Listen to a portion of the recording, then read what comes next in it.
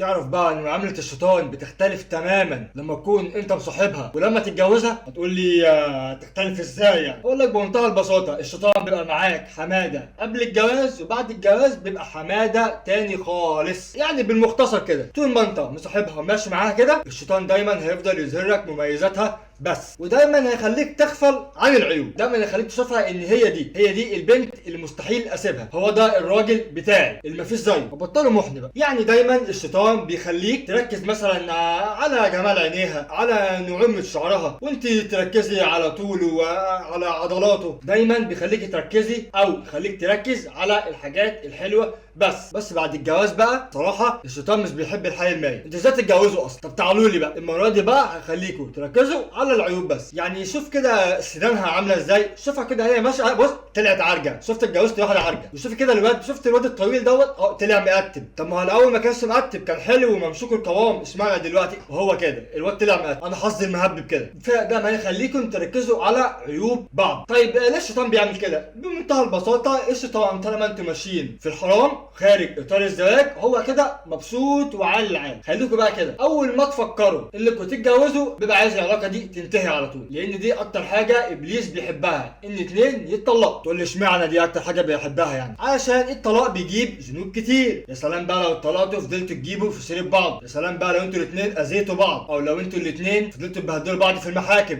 ويا سلام بقى لو في اطفال، لو كبروا كده ابوهم وامهم عمالين يتخانقوا والعيال يطلعوا معقدين. هو ده الحاجه البرفكت، احسن بكتير من اي ذنب او اي كبيره تانية، هو الطلاق. بيرفكت الابليس. يعني من الاخر كده الشيطان طول ما انتوا بره الجواز بيحاول يقربكم على بعض ويخليكم تحافظوا على بعض، لما تتجوزوا بيحاول بكل الطرق انكم تتفرعوا عن بعض. فده ينقلنا للحاجه التانية، وهو تحفيزك للاهتمام. يعني طول ما انت مش متجوزها هيفضل يفكرك دايما اللي انت تتصل بيها وتهتم بيها ويخلي عندك دم، وما تسيبهاش لوحدها كده من غير ما تتصل. وانت برضو نفس الكلام، الراجل برضو تعبان في الشغل فاكيد نفسه يسمع كلمه حلوه، فخلي عندك دم وسيب اللي في ايدك ويشوف الراجل الغلبان دوت اللي هيدفع شقه شويات عشان يتجوزك. بعد ما تتجوزي بقى الموضوع ده بيتقلب تماما. يعني كل ما تيجي تتصل بمراتك الشيطان بيقول لك انت مش فاضي يعني، وبعدين هي في البيت، هي هتروح منك فين؟ ما متلقاها في البيت 24 ساعه، ليه تتصل بيها؟ بس انت الاول كنت بتفكرني بيها، اشمعنى بقى دلوقتي؟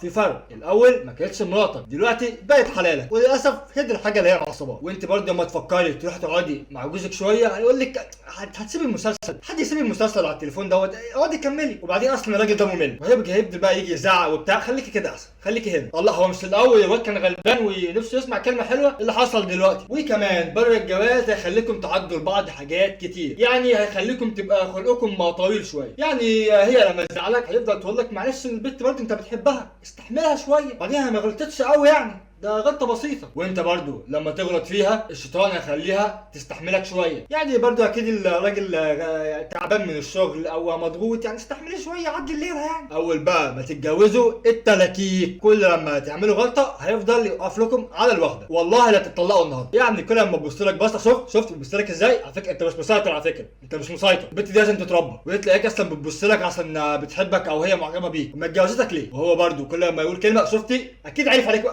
عليك واحده تانية، اكيد الراجل ده خايف. اطلب الطلاق، بس اطلب الطلاق. هو بيفضل يقف لكم على الواحده. الاول كان بيخليكم تستحملوا بعض، لكن دلوقتي مفيش الكلام ده. ومن الحاجات اللي بتخلي الشياطين يدخلوا البيت ويمنعوا الملائكه انك تعلقي صوره او انك تعلق صوره في البيت، ده بيطرد الملائكه وبيجيب الشياطين. ولما الملائكه تخرج ايه اللي هيحصل؟ والله ما انت قايل، انا عارف، خليها مسطوره احسن. قبل الجواز بيحاول يقربكم من بعض على قد ما يقدر، يعني خروجات بقى وفسح كتير وهدايا والحاجات الجميله. بعد الجواز بيخليك تقول لا والله الفلوس مسكفه، نخليها الاسبوع الجاي، مش لازم يعني كل يوم فسح وخروجات، ومالها قعده البيت. وطبعا الحاجه اللي بيعملها قبل الجواز ان هو بيخليكم تحلووا في عيون بعض، بيزينكم لبعض. واول ما تتجوزوا على طول بيحاول على قد ما يقدر يخليكم تركزوا في عيوب بعض علشان تكرهوا بعض والجاذبيه تقل، لان دوت من مصلحه. وانا عامل الفيديو دوت بالذات عشان اوعيك الشيطان بيفكر ازاي. لازم يبقى عندك وعي كافي انه قبل الجواز يحاول يخليكم تحبوا بعض، بعد الجواز يفرقكم عن بعض. الموضوع بسيط، لايك وسبسكرايب ودعم ماديا لو تقدر. سلام.